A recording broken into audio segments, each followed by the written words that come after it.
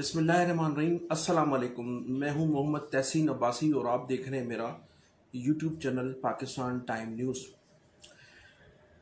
नाज़रीन, बिलावल भुट्टो जरदारी साहब ने जो गुज़श्ता 2 रोज़ कबल छछा और सजावल और फिर बदीन में इंतखाबात के हवाले से रियासती इदारों, हुकूमत पाकिस्तान और ख़ास तौर पर specially election commission of Pakistan से मुतालबा किया था कि इंतखाबात 90 दिन में कराए जाएं, और उनके इस मुतालबे में काफ़ी शिद्दत भी थी और गुस्सा भी था, और ऐसा लगता था कि शायद अब पाकिस्तान पीपल्स पार्टी एंटी इस्टेब्लिशमेंट सियासत करने जा रही है। लेकिन दूसरे रोज़ ही आसिफ अली जरदारी साहब ने उनके बयान की नफ़ी की और कराची पहुंचकर, चूँकि वो दुबई में थे, कराची पहुंचकर उन्होंने कहा कि इंतखाबात से कबल हमारी मईशत को मुस्तहकम होना चाहिए। तो उसके बाद से तबसरे शुरू हो चुके थे। लोगों ने कहा कि दोनों के दरमियान शायद शदीद इख्तलाफात हैं और इस इख्तलाफात की वजह से जो बयानी हैं वो मुख्तलिफ हैं। लेकिन गुज़श्ता रोज़ सखर में एक जलसे आम से खिताब करते हुए बिलावल भुट्टो जरदारी साहब ने कहा कि इंतखाबात 90 दिन में हों, 100 दिन में हों, 120 दिन में हों, इंतखाबात होने चाहिए और इंतखाबात मुल्क में ज़रूरी हैं। जबकि इस्टेब्लिशमेंट, निगरान वज़ीर आज़म ये बार बार इस बात का इजहार कर चुके हैं कि इंतखाबात ज़रूर होंगे, इंतखाबात से जो है कोई राह फरार अख्तियार नहीं करेगा। हमारी इस्टेब्लिशमेंट भी चाहती है कि इंतखाबात होने चाहिए और मुंतखब हुकूमत जो है वो हुक्मरानी करे, लेकिन बार बार इस तरह से दोहराना और फिर इंतखाबात के हवाले से ज़ोर देना, तो ऐसा महसूस होता है कि शायद इस्टेब्लिशमेंट, लेकिन इस्टेब्लिशमेंट के ख़िलाफ़ एंटी इस्टेब्लिशमेंट सियासत करने जा रहे हैं, लेकिन ऐसा नहीं हुआ। फिर जरदारी साहब ने उस बयान की नफ़ी करते हुए कहा कि नहीं, पहले इस्टेब्लिशमेंट, पहले जो है मुल्क में मईशत मुस्तहकम होनी चाहिए और इंतखाबात होते रहेंगे और जिस वक्त भी होंगे हम इंतखाबात में हिस्सा लेंगे।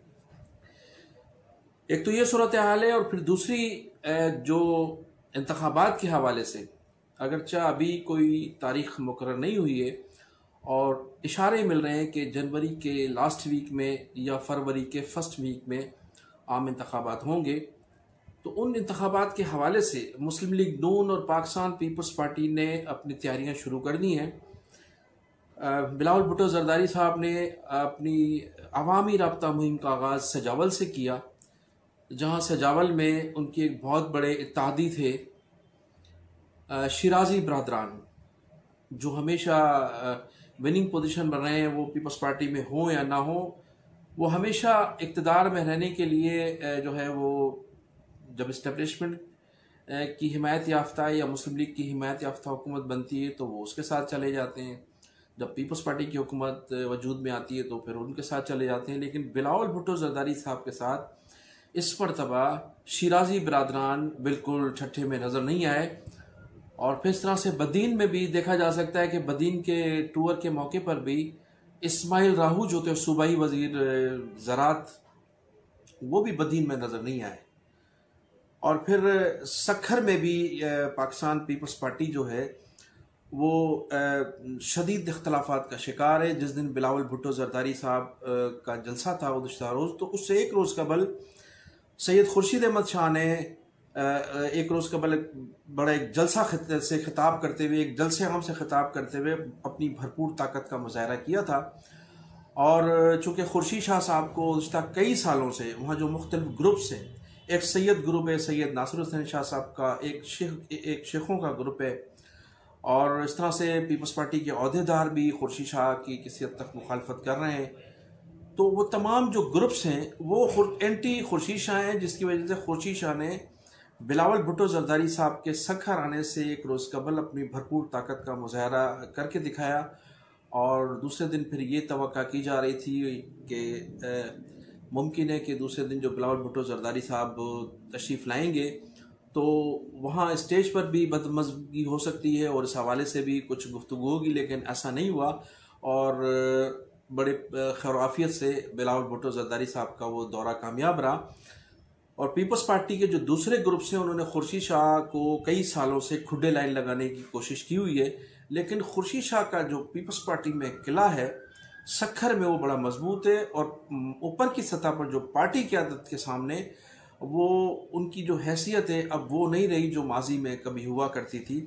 और जब बेनज़ीर भुट्टो साहब के वो लेफ़्ट राइट हुआ करते थे, तो आज पीपल्स पार्टी में खुर्शीद शाह की वो पोजीशन नहीं है जो माजी में थी। लेकिन पीपल्स पार्टी से अगर खुर्शीद शाह को माइनस किया गया ज़िला सक्खर में, तो फिर पीपल्स पार्टी के लिए सक्खर में सीटें जीतना, इंतखाब जीतना खासा मुश्किल हो जाएगा। और खुर्शीद शाह की ये क्वालिटी तो ज़रूर है कि वो हमेशा पार्टी से कमिटेड रहे हैं, उन्होंने कभी पार्टी से गद्दारी नहीं की। जबकि जो दूसरे ग्रुप्स हैं जिसमें नासिर हुसैन शाह और उनका बेटा, फिर इस्लामुद्दीन शेख साहब या उनके साहबजादे, ये तमाम लोग कई कई मरतबा पीपल्स पार्टी छोड़कर गए, फिर पीपल्स पार्टी में शामिल हो गए। इस्लामुद्दीन शेख साहब पहले भी पीपल्स पार्टी में शामिल हुए थे, फिर पार्टी छोड़ गए थे। नासिर शाह साहब ने भी 2 मरतबा पार्टी ज्वाइन की माजी में, दोनों मरतबा पीपल्स पार्टी को खैरबाद कह दिया था।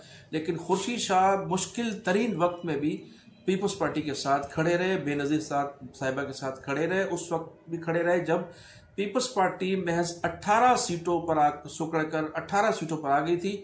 और 18 सीटों के बाद ऐसा महसूस होता था कि शायद पीपल्स पार्टी का अब खात्मा होने जा रहा है। लेकिन खुर्शीद शाह ने उस वक्त भी डिप्टी अपोजिशन का किरदार अदा किया। और फिर 1993 में जब पीपल्स पार्टी को इक़्तिदार मिला तो उसमें खुर्शीद शाह का बड़ा कंट्रीब्यूशन था। तो उसको अगर माइनस किया गया सक्खर की सियासत से या सिंध की सियासत से, तो पीपल्स पार्टी को न सिर्फ सक्खर में बल्कि पूरे सिंध में खासा नुकसान उठाना पड़ेगा। नाज़रीन, अब मैं जिक्र करूँगा सिंध की सियासत के हवाले से, और सिंध की सियासत में जो 2 ख़वातीन का किरदार अहम होने जा रहा है आगे चलकर इंतखाबात तक जो बातें हो रही हैं। सबसे पहले तो मैं जिक्र करूँगा आसिफा भुट्टो ज़रदारी साहिबा का। आसिफा भुट्टो ज़रदारी साहिबा जो हैं वो बाकायदा मैदान में अब नज़र आ रही हैं, सियासी मैदान में। और कयास ये किया जा रहा है कि आसिफा भुट्टो ज़रदारी लियारी से इंतखाबात में हिस्सा लेंगी। इस हवाले से उनकी ट्रेनिंग शुरू हो गई है और वो बिलावल भुट्टो ज़रदारी साहब के साथ सिंध के दौरे पर भी थी, फिर वो पंजाब भी उनके साथ जा रही हैं। तो बड़ी टैलेंटेड हैं वो, और उनके चेहरे में लोगों को बेनज़ीर भुट्टो नज़र आती हैं और बड़ा मासूम सा चेहरा उनका। और वो उनकी तकरीर और उनका अंदाज़ गुफ्तगू और उनकी जो तकरीर करने का अंदाज़ है वो बिल्कुल हूबहू मोहतरमा बेनज़ीर भुट्टो से मिलता है, और वो बेनज़ीर भुट्टो की झलक उनमें नज़र आती है। फिर दूसरी खातून मरियम नवाज़, जिन्होंने ये तय कर लिया है कि वो सिंध में न सिर्फ मुस्लिम लीग नून की तंजीमें नौ करेंगी बल्कि सिंध की हर नशिस्त पर मुस्लिम लीग नून के उम्मीदवारों को टिकट जारी किए जाएंगे। और वो ख़ुद भी कराची से कौमी असम्बली का इंतखाबात लड़ने का इरादा रखती हैं।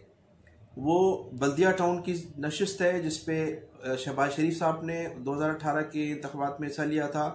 उसके बाद ज़मनी इंतखाबात में उनके जो वज़ीर ख़जाना थे उन्होंने हिस्सा लिया था, लेकिन दोनों को शिकस्त का सामना करना पड़ा था। लेकिन ये कहा जा रहा है कि मोहतरमा मरियम नवाज़ जो है उसी नशिस्त से इंतखाबात में हिस्सा लेने का इरादा रखती हैं, और वह चंद रोज़ में कराची आकर न सिर्फ तंजीम साजी करेंगी बल्कि उनकी आमद के मौके पर बहुत से लोग मुस्लिम लीग नून ज्वाइन करने वाले हैं। इसके अलावा उन्हें बहुत से जो सियासी ग्रुप्स हैं सिंध के, उन्होंने उनको दावत भी दी है। और इसमें आपको ये बताता चलूँ कि नाज़रीन, माजी में एंटी पीपल्स पार्टी जो इत्तेहाद बने हैं, 3 मरतबा वो इत्तेहाद बड़े कामयाबी से चले। 1990 में जाम सादिक अली साहब वज़ीर आला थे, एंटी पीपल्स पार्टी एक इत्तेहाद बना था जिसमें एंटी पीपल्स पार्टी लोग थे, फिर मुत्तहिदा कौमी मूवमेंट शहरी इलाकों की जो सियासत थी वो उनके पास थी, वो उस हुकूमत का हिस्सा थी। फिर 1997 में लियाकत जतोई साहब वज़ीर आला थे, तो एक कोalition गवर्नमेंट थी, उसमें तमाम लोग शामिल थे, एंटी पीपल्स पार्टी लोग मुत्तहिदा कौमी मूवमेंट के साथ, और एक वो कामयाब हुकूमत थी।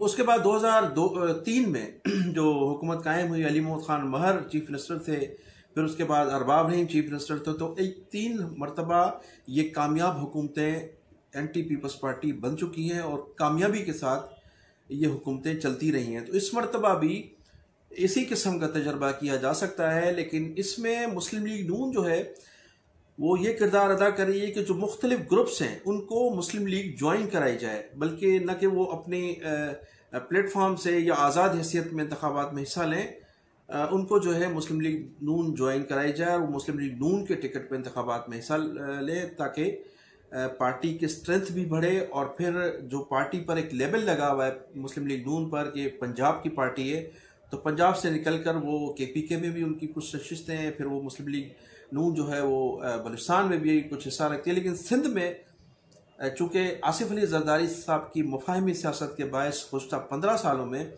नून लीग ने कभी तवज्जो नहीं दी थी, और इस वजह से मुस्लिम लीग नून पनप भी नहीं सकी और कोई शख्स जो है वो यहाँ से मुंतखब भी नहीं हो सका था। लेकिन इस मरतबा मरियम नवाज साहिबा ने ये बेड़ा उठाया है और वो बहुत जल्द सिंध का दौरा करने वाली हैं, और बहुत जल्द बहुत से लोग मुस्लिम लीग नून जो है ज्वाइन करने जा रहे हैं।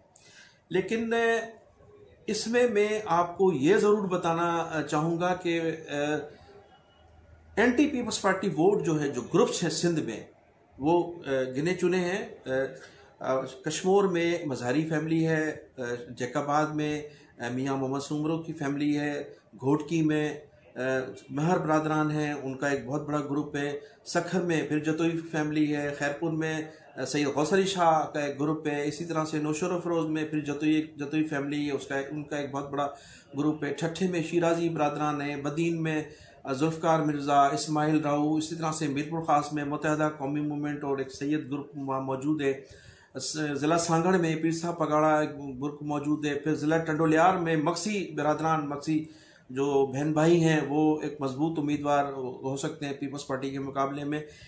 तमाम ग्रुप्स होने के बावजूद भी अगर पीपल्स पार्टी का रास्ता रोकना है, सिंध में इक़्तिदार से उनका रास्ता रोकना है, तो फिर अल्ताफ़ हुसैन को माइनस किए बगैर वो ये मंजिल हासिल नहीं कर सकेंगे। इसलिए कि जिन लोगों पर ये ग्रुप्स या हमारी इस्टेब्लिशमेंट या वो लोग जो पीपल्स पार्टी का सिंध में रास्ता रोकना चाहते हैं, मुत्तहदा कौमी मूवमेंट बहादराबाद पर तकिया करके बैठे हैं, तो ये फिर उनकी गलती होगी। मेरी मुत्तहदा कौमी मूवमेंट बहादराबाद वालों से कोई दुश्मनी नहीं है, लेकिन हकायक ज़रूर बयान करने चाहिए। आज भी सिंध का जो शहरी वोटर है वो अल्ताफ़ हुसैन के साथ है। वोटर जो है अल्ताफ़ हुसैन से कमिटेड है, और वोट जो है वो शहरी इलाकों में अल्ताफ़ हुसैन के नाम पर ही डाला जाएगा। अगर अल्ताफ़ हुसैन को माइनस किया जाता है तो फिर ये ख्वाब अधूरा रह जाएगा पीपल्स पार्टी को इक़्तिदार से रोकने में। अगर अल्ताफ़ हुसैन की एंट्री होती है तो फिर पीपल्स पार्टी को इक़्तिदार में कोई नहीं ला सकता सिंध में। तो ये दो चीज़ें बड़ी अहम हैं मुस्तकबिल की सियासत के हवाले से। अगर इस पर कोई जो हमारे ग्रुप्स हैं या जो मुस्लिम लीग नून है उनकी क़यादत है, या फिर उसके अलावा जो भी ग्रुप्स हैं ये चाहते हैं कि पीपल्स पार्टी का इक़्तिदार में सिंध से रास्ता रोका जाए, क्योंकि माजी में उनकी जो कारकर्दगी है वो इतनी अच्छी नहीं है, ना तो वो लोगों को सिंध में कुछ डिलीवर कर सकें और ना ही जो है उन्होंने उनकी कोई गवर्नेंस अच्छी रही है। तो तमाम जो तजिया निगार हैं, जो शहरी हैं, जो ख़ासतौर पर इंटीरियर सिंध के जो हमारे वोटर्स हैं, जो शरीफ लोग जो समझते हैं, उनका ये कहना, वो समझते हैं कि अब पीपल्स पार्टी का रास्ता रोकना ज़रूरी है, क्योंकि 15 सालों से जिस तरह से लूटमार हुई है मुबैना तौर पर, जिस तरह से बैड गवर्नेंस नज़र आई है पीपल्स पार्टी की, तो पीपल्स पार्टी को इस मरतबा अपोजिशन में होना चाहिए। अब इसके लिए हिकमत अमली जो बनाई जा रही है, मैं समझता हूँ कि इंटीरियर सिंध के तो हवाले से वो हिकमत अमली बहुत अच्छी है, लेकिन जो शहरी इलाकों के हवाले से जो हिकमत अमली तरतीब दी जा रही है और तकिया किया जा रहा है बहादराबाद की और वो जो है वो पाकिस्तान हाउस पर, तो मैं समझता हूँ कि वो फिर बहुत बड़ी गलती होगी। और अगर उन पर तकिया किया गया तो फिर मैं समझता हूँ कि फिर ये ख्वाब अधूरा रह जाएगा। फिर नाज़रीन, इसके अलावा मैं, चूँकि ये वीडियो तवील हो गई है, तो मैं आइंदा के व्लॉग में मरियम नवाज साहिबा की जो दौरा सिंध है उसके हवाले से मैं खुलकर गुफ्तगू करूँगा। मज़ीद बहुत सी अभी बातें बाकी हैं। मैं इन्हीं अल्फाज के साथ आपसे इजाज़त चाहूँगा कि आप अपना ख्याल रखिए और पाकिस्तान की सलामती और खुशहाली के लिए दुआ हो रही है। पाकिस्तान जिंदाबाद।